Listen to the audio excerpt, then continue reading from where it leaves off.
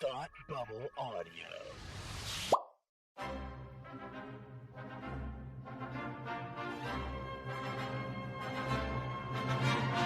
Look, up in the sky! You will never find the more wretched hive of scum and villainy. Welcome to Beer with Geeks with Tim and Frank.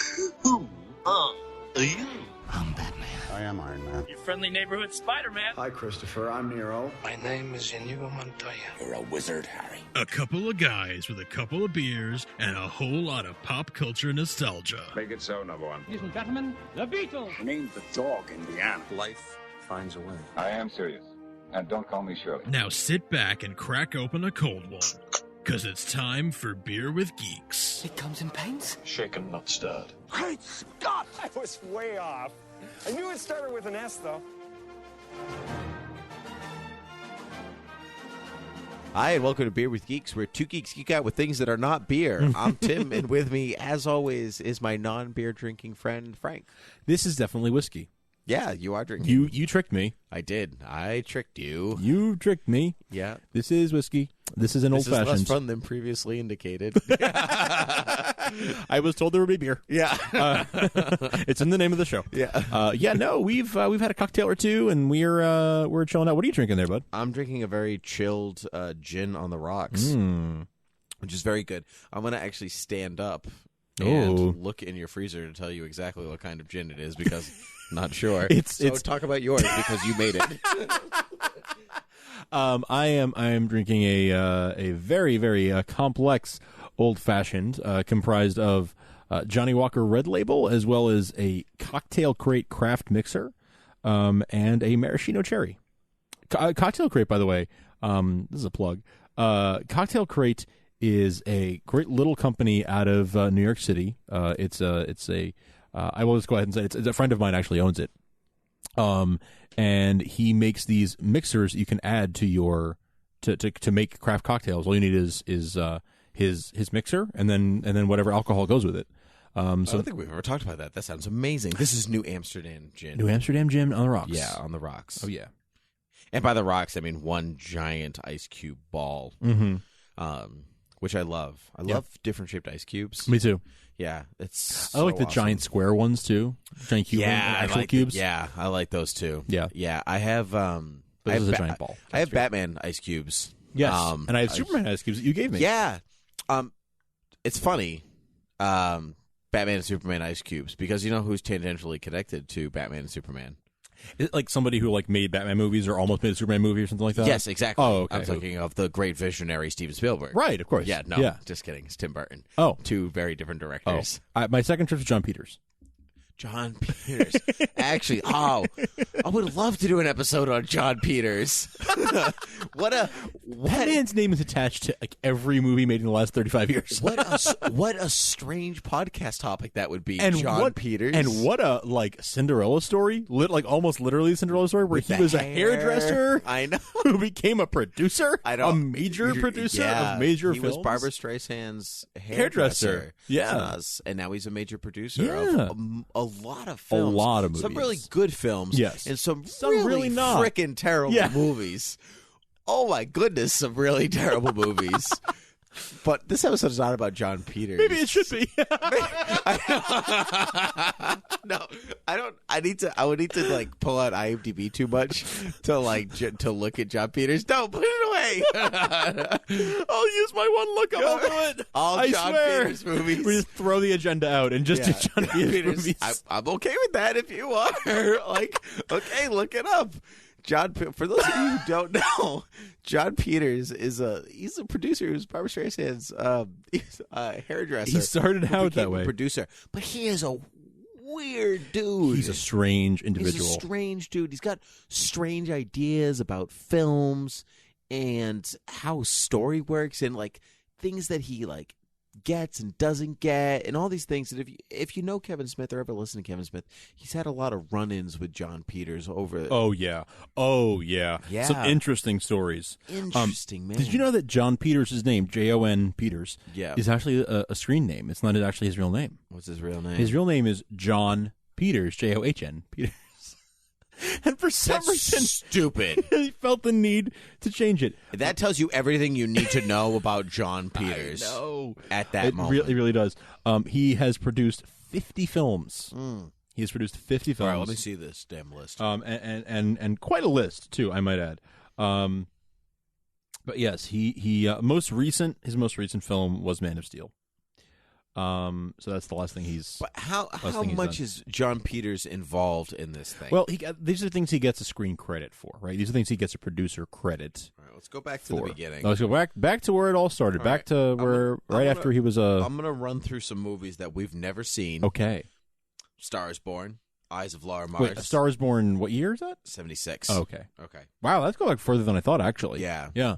Eyes of Laura Mars, the main event, getting in shape with the main event, Die Laughing. Okay. Now we're on things that we know. Caddyshack, 1980. I have nothing to say about that movie apart from gophers are cool. And Bill Murray. We were talking about Bill Murray. We were talking about him, off mic, yeah. American Werewolf in London. Wow.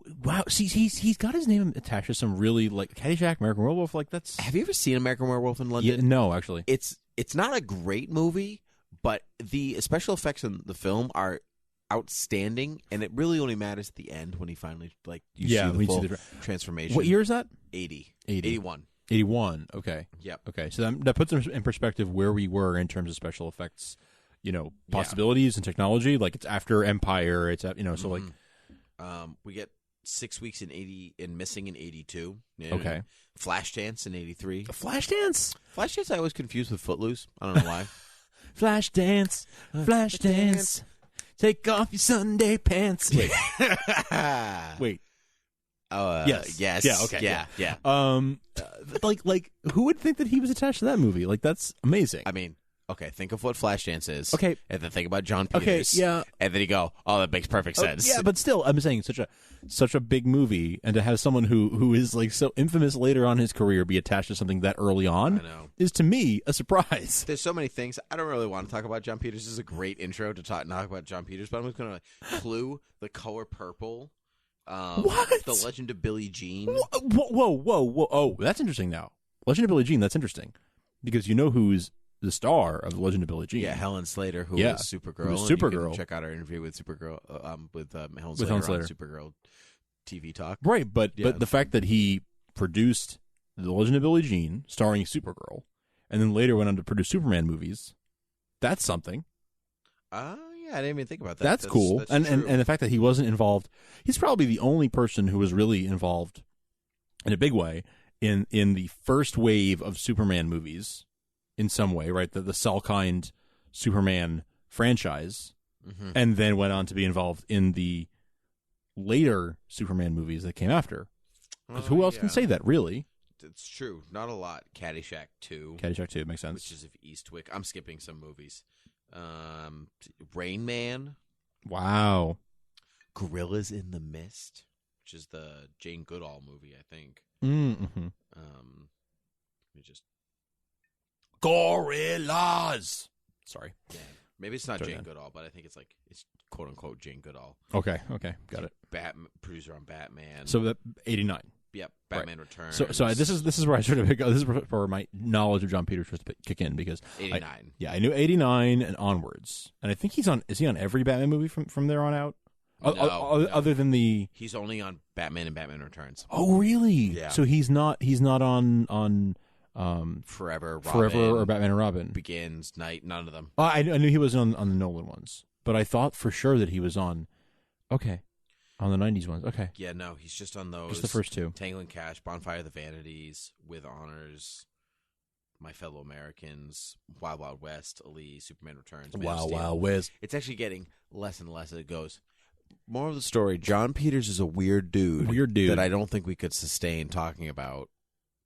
His hair is pretty excellent. Yeah, I'm not going to talk about your hair envy. Okay, I will say this. Two things before we move on. So, yes, he is a weird dude. And if you want some really good John Peters stories, I would say check out An Evening with Kevin Smith on YouTube or on CD or however you can get it.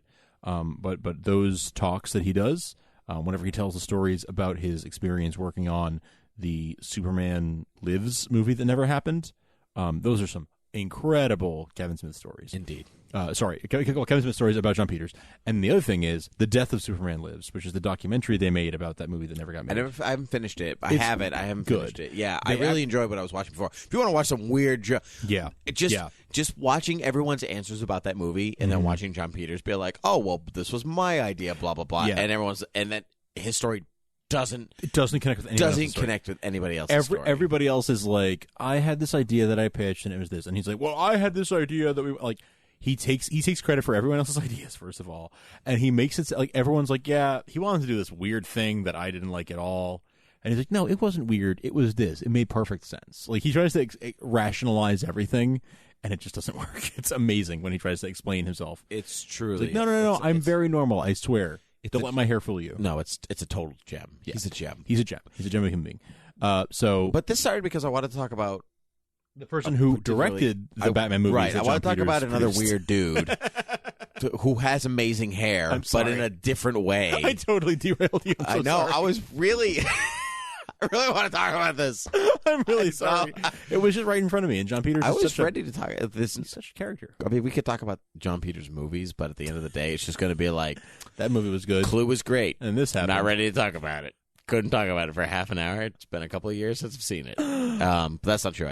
Tim Burton. Just watched Clue. Yeah. The one and only Tim Burton. Right. Legend of film, for sure. He will be awarded with Lifetime Achievement Awards. He will be, which is so interesting because if you watch most Tim Burton movies, it's an aesthetic that you're watching. It's not really, it's not really a story in the same sense. Tim Burton is very interested in the aesthetic and look of a film, and I find as he gets older, he's getting to this point of what's the story about, and at some point he is, but I'll let me regale you because you're not as big of a Tim Burton fan as I am. I'm really not, and that's not to say I don't enjoy his work. I mean, I love some Edward Scissorhands. I love some Pirates. Well, nope, that's not Pirates.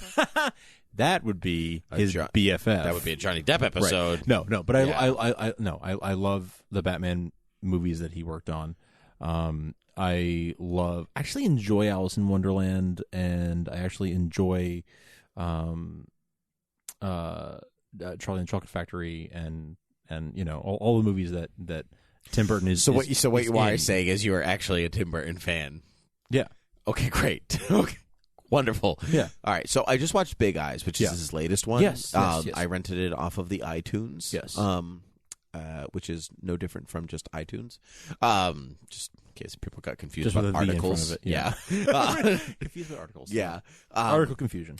So I just watched it. Amy Adams. It's a true story about the Keens and how Walter Keane's wife was an artist, and she created these art things, these paintings, art things, in the 50s and 60s, and they were called Big Eyes, and they had these like children, and they had giant eyes, and they became this huge success. And Walter Keane was a business genius, and he figured out a way to market this and think, but he took credit for all of her work so it would sell. Because people weren't interested, quote, in lady art, as they say. They use the term lady art? Lady art, yeah. Really? It was very good film. Wow. They didn't get as many... It didn't get accolades, I don't think, the way that they were searching for. I quite enjoyed it. It's a very... Apart from maybe one scene, it's a very un-Tim Burton-y Tim Burton film. Like, there's no, like... Anti-Burtonian, even. Yes. Well done. Yeah. Good job. Thanks. Good job with Thank your you. Latin. Thank you. With your fake Latin. Yep. Yeah. Pseudo-Latin. Yeah. It was quite good. There's one particular scene where it's like she's having like this image, and like all the characters have like these big eyes that she creates. They're almost like Disney eyes. It's the way I think, like how the eyes are like much larger than they should be. Yeah. But it doesn't have this, like, it's got a Danny Elfman music and everything, but there's no like bum, bum, bum, bum, bum, bum, bum, bum, bum, bum. There's none of that. And this is what film sounds like. Sorry, call back. Call back to one of our very early episodes. That was a very early episode. For people who are listening all the way back at episode insert number here, there was a we did Danny Elfman episode. I'm not going to do it. Yeah. Yep. No, but you're right. That is what most Danny Elfman's scores sound like. As if they used to. Danny that's true. Elfman's very, He's changed. very good at changing that out. PBS did a Live from Lincoln Center thing. It was it was a collection of Danny Elfman music from the films of Tim Burton, which is what kicked me into this. Like, okay, I want to talk about Tim Burton thing. Yeah. It was excellent. Go on demand, anything, however you can find it. It was superb if you like Tim Burton or Danny Elfman to hear these live orchestrations of his thing, and they showed Tim Burton's original artwork for each movie that he's worked on, for the stuff some that's been published, some that's not been published. Interesting. It was very cool because Tim is he's a visual artist. He used to work for Disney. Yes. If you do or do not know, he was a Disney artist, and so before he branched out on his own, and so he scapes his whole every movie with his own art first. That's how Nightmare Before Christmas was born. He drew these pictures and did this poem before a movie was born under a different director. So we're not really going to talk about Nightmare Before Christmas. If that's what you're looking for, we can do that at a different time. But it's technically, in its own way, not a Tim Burton film because he produced it and it's his aesthetic, but it's not his directorial movie. So he didn't direct that? No, he did not. It was the director of Coraline, whose name I cannot remember for the life of me right now. Well, I already used lookup, so I can use mine. You don't have to if you don't want to. No, I can use mine because I'm just like a steel trap of Tim Burton stuff. See, I 100% thought that he directed that. That's interesting. No, he did not. Okay, he directed Frankenweenie and he directed Corpse Bride, which are the two stop motions, which are excellent. Yeah. But you know what? Don't use your lookup on that one because we're going to talk about that, I'm sure, at another time. So we'll save for something. Okay. I'm sure we'll come up with something. I will not. But like, so I actually got to see Tim Burton. There was an exhibit, maybe 5 years ago or so. You at the went MoMA. to that exhibit? At the MoMA. I didn't know that. I have that book. Yeah. Oh, yes, that you do. They were selling. Yes, you do. I have it. I bought it at the Strand in New York. Yes. The greatest bookstore in the entire world. Giant bookstore. It's like 13 miles of books, something crazy like that. It's amazing. Amazing. It's my favorite site in New York. We go there every time. We do pretty much almost go there every time. Yeah. But yeah, I did get to go to that exhibit. I was still in college, so like I got these more than 5 years ago. But there was I could like get into the MoMA for free on a Friday because I was a student, and I got to see the Tim Burton exhibit with a couple of friends, and it was a lot of fun. It was super weird and super cool, and a lot of stitches and staples, and not a lot of lights, and everyone was wearing white makeup, and I was scared. That makes sense. Yeah. Sounds like a Tim Burton exhibit. Right? Yeah. Did everyone have like weird big hair that kind of looks like a spider? Yes. Maybe that's where John Peters got his spider idea. Obsession. Yeah. He's like, your hair looks like a spider. I now have an obsession with spiders because he loves hair. He loves spiders. Put it all together. Hair, spider, hair. Hair, spider, hair. Spider hair. Spider hair. Does whatever a spider hair does. Does it stick up your head? Yes, it does, because it's spider hair. Look out. Here comes spider hair. Let's go back to 1989. All right. So we've talked about Tim Burton's Batman films before. We have. I don't want to spend too much time there. There was Pee Wee Herman before that. That was his first that's right. That was his film. Have you ever seen Pee Wee Herman? Yes. Do you like Pee Wee Herman? Yeah, it's kind of my feeling on it too. Actually, it was before my time. Yes, it was. That's before, exactly what it is. It's not of my generation. It's of it's for millennials, but it's for millennials that were like 5 to 10 years older than us. Yeah, it's an 80s. It's 80s. It's weird. It's quirky. It doesn't. I don't love it. It's not like if I'm like I want to watch a Tim Burton movie. This is Pee Wee Herman's maybe as far off my list as I could think. I like it now more as an adult, watching it as a weird wacko movie than I did as a kid who was like, "Yay, Pee Wee Herman's my friend." Yeah, no, you don't want that. No, it's scary. Yeah, but as an adult, I'm like, "This is some weird crap, man." And it's great. Yeah, but not my thing. Right. So then we get Beetlejuice after that. Beetlegeist. Right. I just rewatched this actually. Maybe after I watched the Danny Elfman thing. Okay. But man, that's a weird movie. Yeah. And it's so funny how much of it, I was interested watching it, how much of it he takes his aesthetic from Beetlejuice and puts into Corpse Bride. I was very interested. If you watch when Gina, is it Gina Davis and Alec Baldwin? Is it Gina? I'm going to use this. That's a worthwhile lookup right there. It's Alec Baldwin for sure. Okay. And you think it's Gina Davis? Yes, Gina Davis. So when they're dead and they go to the afterlife to go and look, it's all these bright colors, and everyone's like in this blue or green makeup, and they have high cheekbones and all this different stuff for these dead people. This is the look of the dead in Corpse Bride. Yeah. So they almost exist in the same world as Corpse Bride, even though one's stop motion, one's live action. They almost Beetlejuice and Beetlejuice almost exist in the same world. So it's almost like this weird Burton verse that everything is kind of there. I would love some kind of Burton verse because there's such a good aesthetic with everything that they really could all kind of almost be in the same place. I mean, that's kind of what I got from that exhibit and maybe in that book that you have. That they are. I mean, they're not canonically connected, but not even close. They look like they could are be. Artistically correct. Yeah. And that's what I think Tim Burton really succeeds because he's got his aesthetic. His aesthetic is, you could pinpoint it. You can pick it out of a lineup.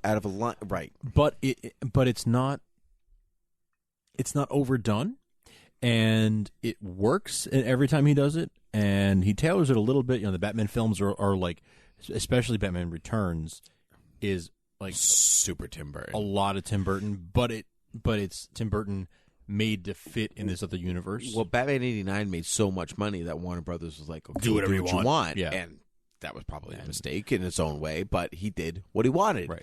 And because I like Tim Burton, I really like what he created with Batman Returns.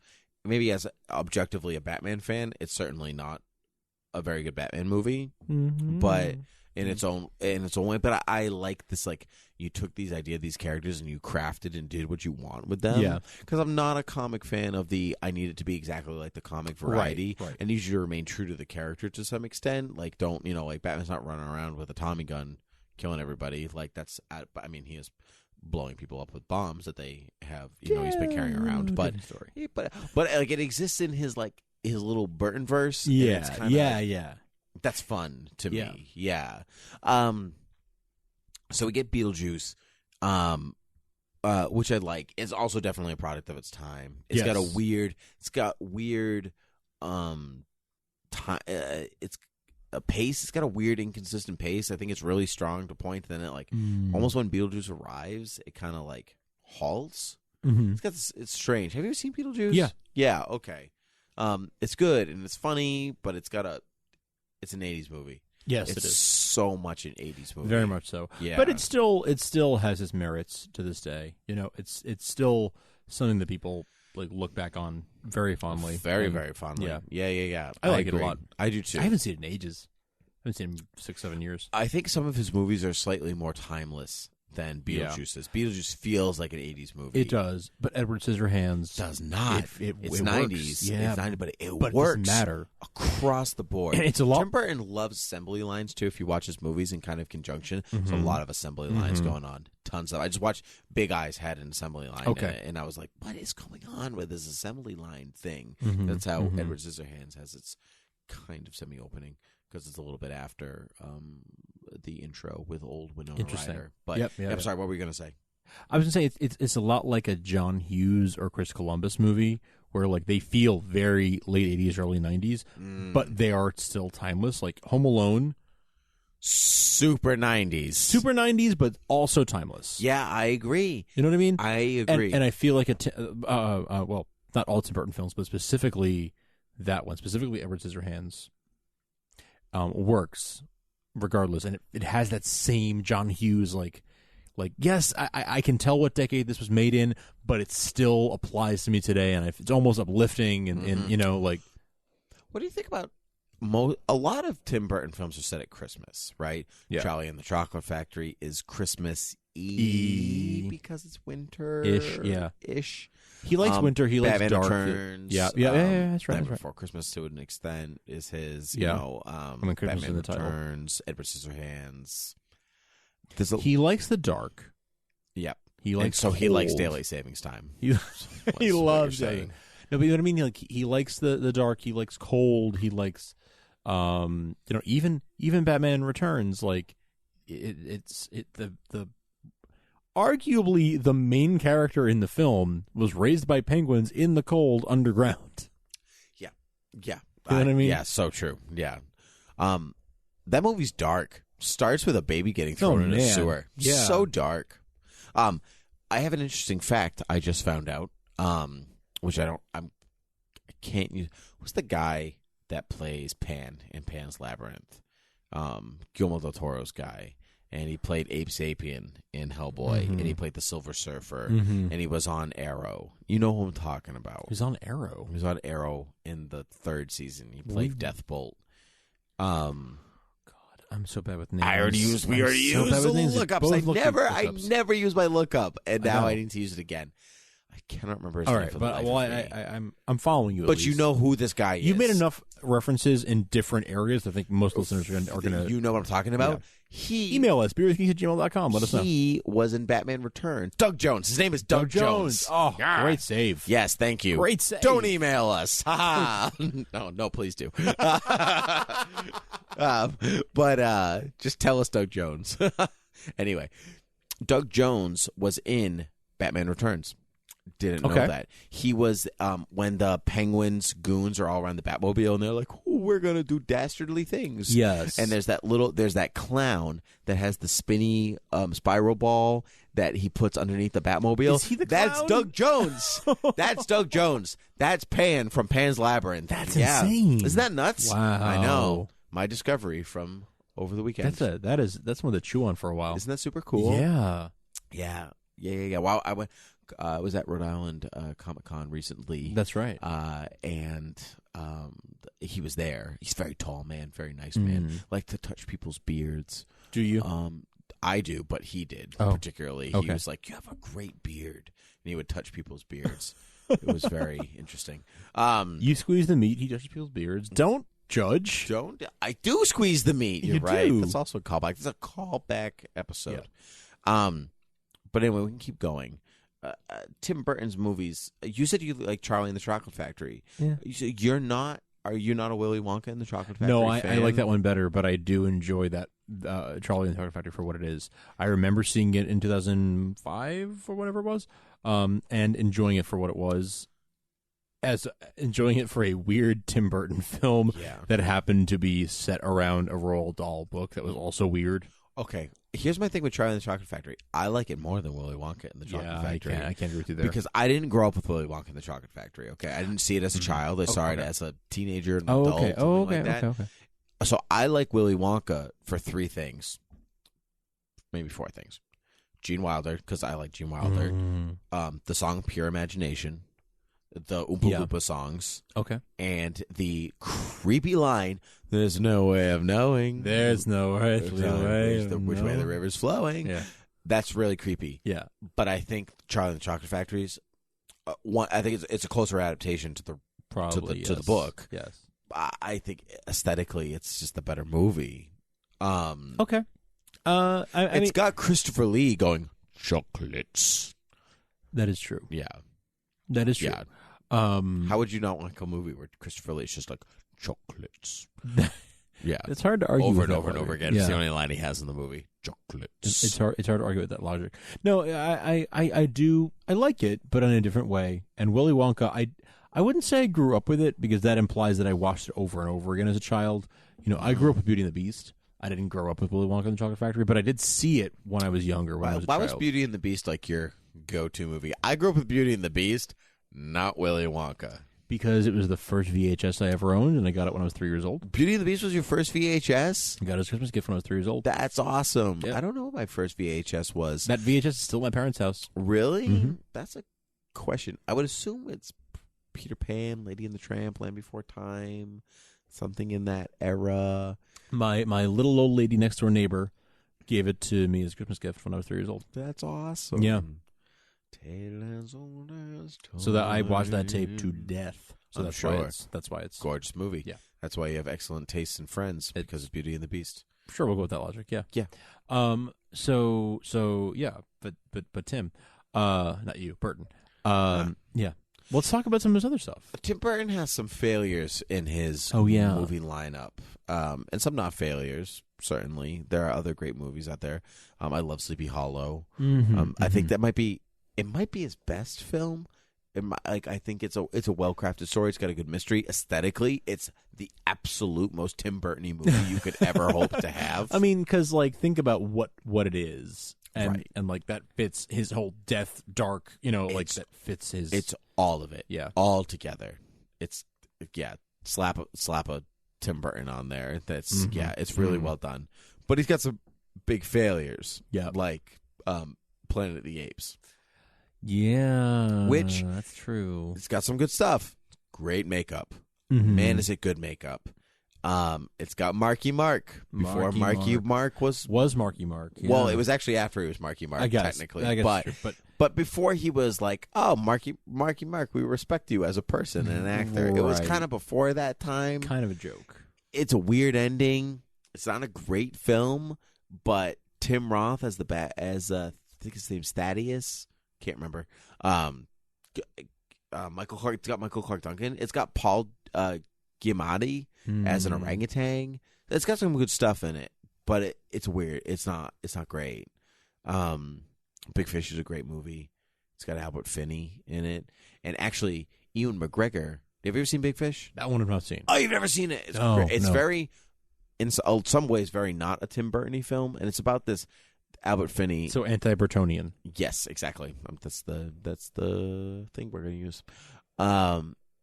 It's about a man, Albert Finney, who's dying of cancer, and his son is kind of estranged from him. And he's living in Paris with his wife, who is Marion Cotillard, in her first American film, actually. And his father's dying of cancer, so he comes home to be with his father in his last days, and his mother, played by Jessica Lange. Okay. And but his father likes to tell tall tales, and the son, whose name I can't remember, but played Dr. Manhattan in Watchmen. Oh wow! Okay, I can't remember his name. Good actor. Something. Shoot, I can't remember. Doesn't matter. Don't hurt yourself. I won't. Right now, probably stub my toe on the way out.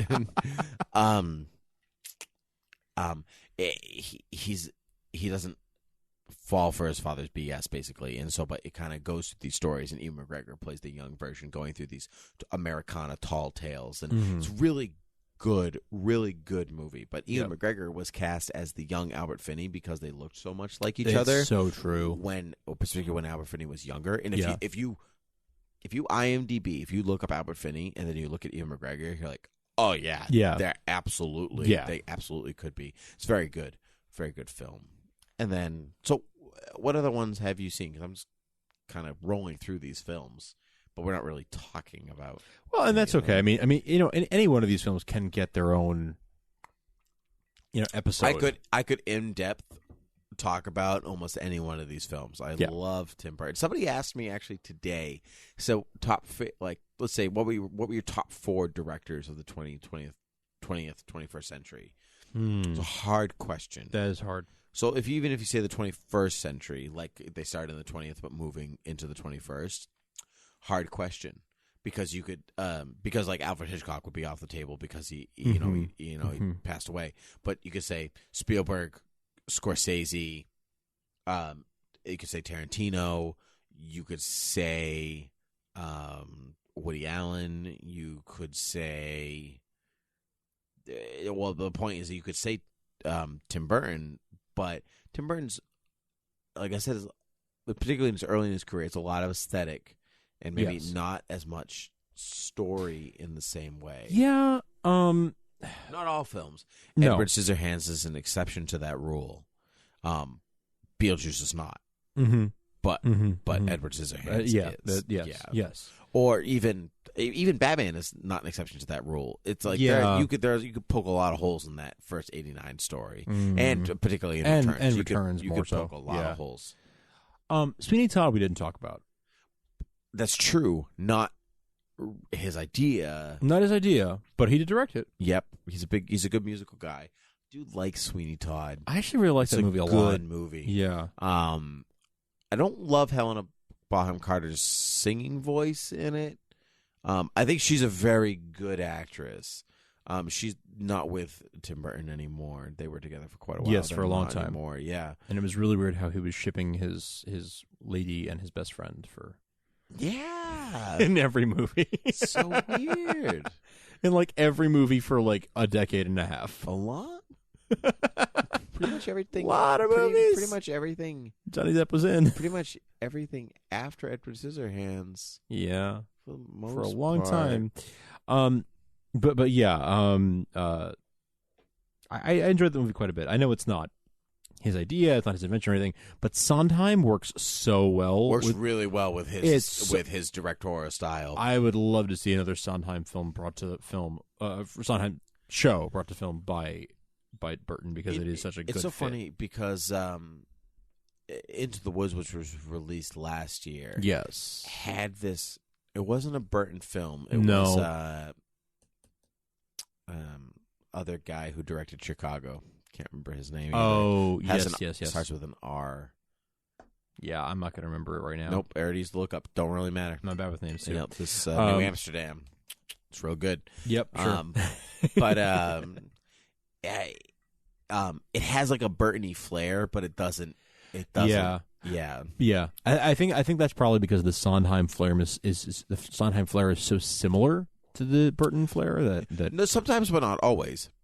Like, I don't want to see Gypsy under the direction of Tim Burton. Or That would Forum. be or Forum. Oh, actually, Forum would would be would so very weird. That would be so weird. I would kind of really like to see that. But then like Company, Kinda, maybe. It's very interesting. What a aesthetic.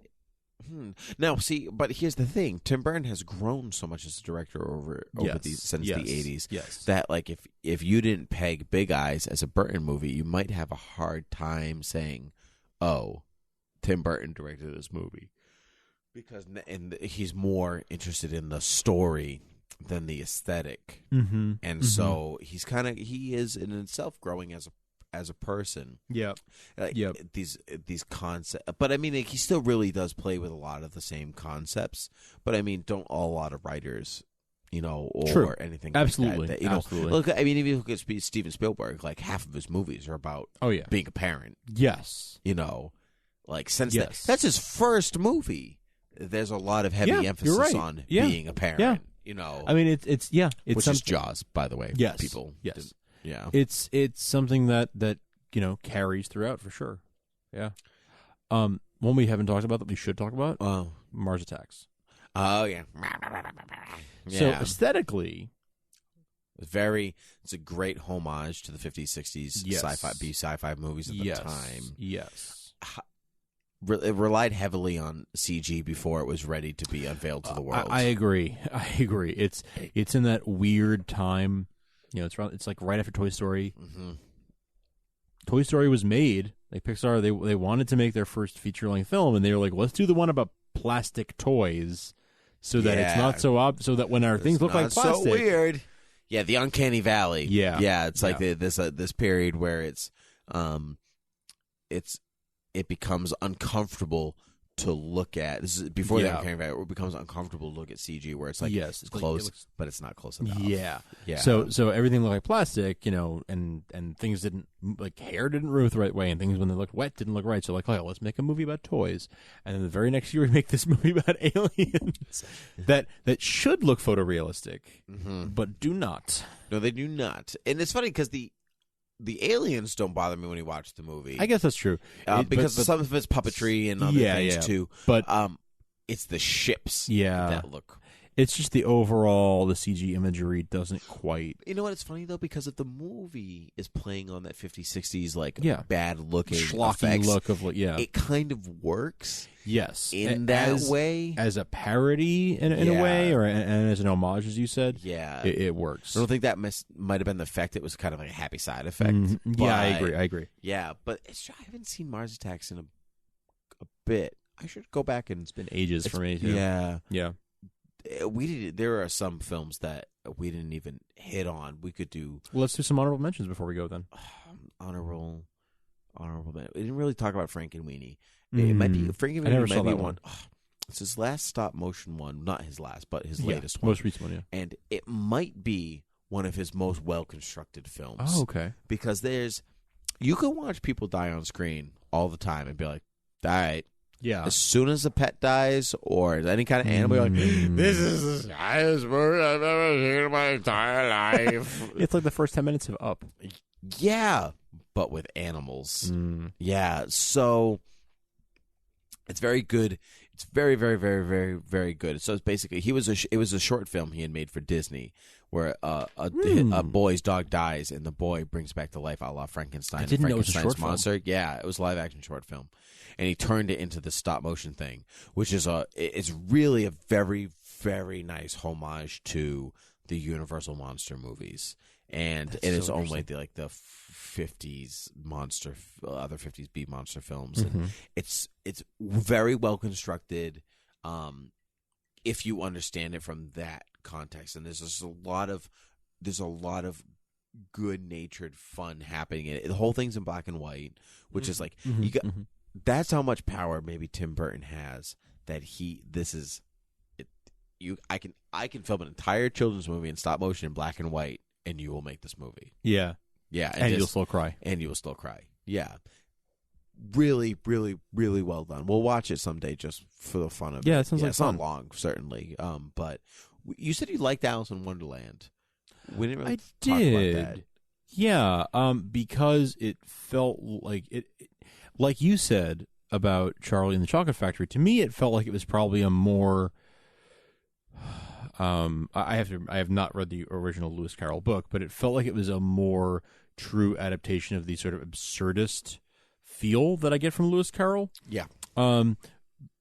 I really, really love the Disney movie. It is near and dear to my heart. The original Disney movie, the animated Disney movie. But this movie, being as weird as it was, felt like this is kind of what Lewis Carroll wanted to get across. And now they're making another one, right? So, like... It's not Tim Burton, though. He produced it, but he didn't direct it. But he's not directing it. It does look pretty good, though. It does look good, and it looks like it's in the same... Sacha Baron Cohen as Time. Yeah. It's cool. It looks pretty good. Yeah.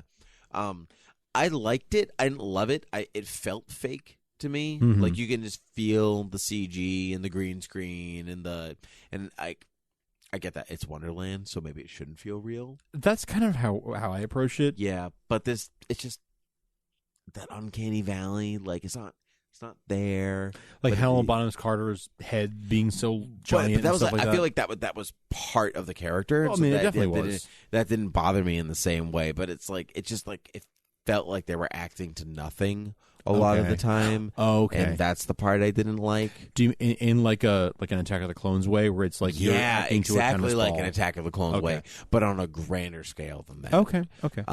But it's got a hell of a cast. Hell of a cast. They're all back for the sequel through the Looking Glass. Amazing. Every single one of them. Amazing. They all came back. Amazing. They're all back, and so I'm definitely going to see the sequel. Yeah, I probably will too. Yeah. Tim Burton's got Miss Peregrine's Home for Orphan Youth or something like that. It's a young adult book. It's which I have a copy sounds like a charity, of. but I've it's a never book. read. Yes, not, but yeah. I'm saying it sounds like a charity. Didn't. I don't think that's his style. Not that charity's not his style. Just but strange movie to make something out of. Strange. Yeah, it's kind of like Ghosts and Pictures. I have a copy of it. I haven't read it yet. Okay. But it feels like it's like this gothic, romantic gothic sense that he really goes for. Because he's got a scary aesthetic, but he's not a horror director. Right. He's a gothic romance director. Yeah. Yeah. Well said. Yeah. And there's a big difference between those two things. Like there's a big difference between horror and terror, and which is a whole other thing. And I'm kind of getting academic here, so I'm going to No, but he definitely, his stories are about finding beauty in the terrible or finding beauty in the ugly. Yes, things, well, you said your first film was Beauty and the Beast, and isn't that what Edward Scissorhands is? It is. Wow. Most of his stories are just Beauty and the Beast Beauty and the Beast stories. Yeah, Beauty and the Terrible, looking past the scary aesthetic to find the charm underneath. Yeah. If not the love, and he's a weird looking guy, so maybe that's what he was going for. But by choice, he has his hair is I think large. goes for bedhead, but I think it's styled. I think he really goes for it. By John Peters. Oh, yeah. And by the way, they're both in that The Death of Superman Lives documentary. They are. Yes, Tim they Burton's are. interviewed in it, too. Yeah, the only person they really need to interview for that is Nick Cage, who was slated to play Superman. Not even slated. He had costume fittings and the whole nine yards. He was very involved. And they take, like file footage and stuff. But yeah, no, they didn't interview him for it. But indeed. Well, this was a very long and disjointed episode. I wanted to give you back the time that I stole from the John Peters tangent, so we went over time. But well, thank you so much. I do. I thought it was only fair. I do appreciate, and there was stuff that we didn't get to. There's more time. stuff. Honestly, any of these films, most of these films, we could do an entire Beer with Geeks discussion on. So yeah. So and in time, we probably will for many of them. I didn't even talk about Dark Shadows. I never saw or them either. Ed Wood. Ed Wood. Ed Wood was a great movie. Yeah. And so, but another time, perhaps. Yeah. We can always do a part 2. We can always do a part 2, yeah. but maybe not next week, but maybe a week after see. that, or maybe a year after that. Who knows? We make this up as we go along. What we also make are the tweets that we post on @BeerWithGeeks on Twitter, and we would like it if you made up some tweets and tweeted them to us, or if you tweeted an email, because you can tweet emails now because that's technology. Now, if you email us at beerwithgeeks@gmail.com, let us know what your favorite Tim Burton movie is. We'd love to hear those. Let's read them on the air too. A lot of people have found us lately through the Overcast app, and we're really, really jazzed about that. So we're the number one. Oh yeah, yes. Beer with Geeks is the number one TV and film podcast on the Overcast app, and that's pretty cool. Mm-hmm. So come on, Frank, why don't we pop the town and all that jazz? So thank you for doing that. If you haven't already recommended us on the Overcast app, go ahead and do that. If you use Overcast, great podcast player. Satchel Media Player, also a great place to find us on the Google Play Store right now. Awesome app. And then iTunes is the old faithful, great way to find us and listen to us and leave us iTunes reviews if you don't mind. That would help us quite a bit, and it would help us continue to promote the show. So if you like us a lot, just leave a 5-star rating, or better yet, even say Frankenweenie is the coolest. 5 stars. Indeed. And you can also find Frank and myself on the Supergirl TV Talk podcast, where we talk about CBS's Supergirl, on which airs 8 o'clock on Monday night. So you can also check us out there. I know there's quite a lot of cross promotion, and cross listeners, which we do appreciate that you feel it necessary to listen to us for an hour and a half in your week, which is great. Yeah. Yeah. So thank you guys very much. That's more than my students listen to me. Nah, just oh snap. Oh, JK. Well, we'll talk about that offline. But until next week, thank you, Tim, and thank you, listeners. Indeed. And cheers.